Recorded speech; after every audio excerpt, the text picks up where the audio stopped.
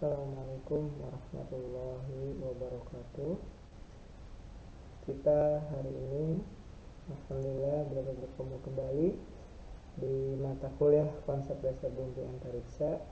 Insyaallah materi yang akan disampaikan pada malam hari ini terkait sumber daya alam. Sumber daya alam yang akan kita bahas yaitu yang pertama tentang bumi, kemudian ada klasifikasi sumber daya alam, ragam sumber daya alam, sumber daya alam yang tidak dapat diperbaharui, sumber daya alam dapat diperbaharui, sumber daya alam tumbuhan, hewan, dan mikroba, keseimbangan lingkungan, perubahan lingkungan, dan terakhir adalah pencemaran lingkungan. Yuk, mari kita lanjut ke slide yang pertama terkait pengantar. Apa yang akan kalian temukan ketika kalian pergi ke hutan, laut, atau pegunungan? Yuk, silahkan kalian jawab sendiri. Dan tentunya segala sesuatu yang kalian temukan baik di hutan, laut, ataupun pegunungan merupakan kesemuanya itu adalah sumber daya atau kekayaan bumi, baik biotik maupun abiotik. Nah, sumber daya alam ini didefinisikan sebagai sebuah kekayaan alam, baik biotik maupun abiotik, yang dapat dimanfaatkan untuk memenuhi kebutuhan dan kesejahteraan manusia. Kehidupan manusia di bumi ditunjang oleh sumber daya alam, dikembangkan melalui ilmu pengetahuan, kemudian menghasilkan sebuah teknologi. Namun, secara pemanfaatan sumber daya alam harus diikuti oleh pemeliharaan pelestarian. Kenapa? Karena sumber daya alam itu bersifat terbatas. Selanjutnya, terkait klasifikasi sumber daya alam, ada dua tokoh atau dua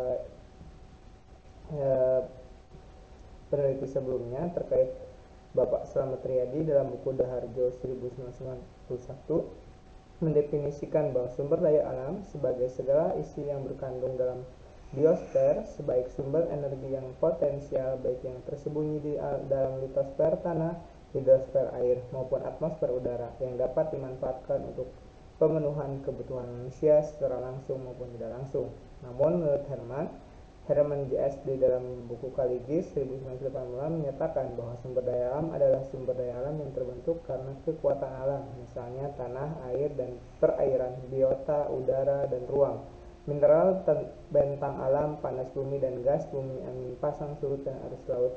Jadi, sumber daya alam adalah segala sesuatu yang dapat di sekeliling manusia yang bukan buatan manusia dan yang terdapat di permukaan bumi, baik itu berada di tanah, laut, atau air, dan di udara dapat dimanfaatkan untuk kebutuhan manusia maupun organisme lain secara langsung maupun tidak langsung. Jadi dari ketiga definisi yang kita telah bahas tadi, kesemuanya itu dapat ditarik kesimpulan bahwa sumber daya alam itu adalah kekayaan yang ada di bumi yang dimanfaatkan oleh manusia.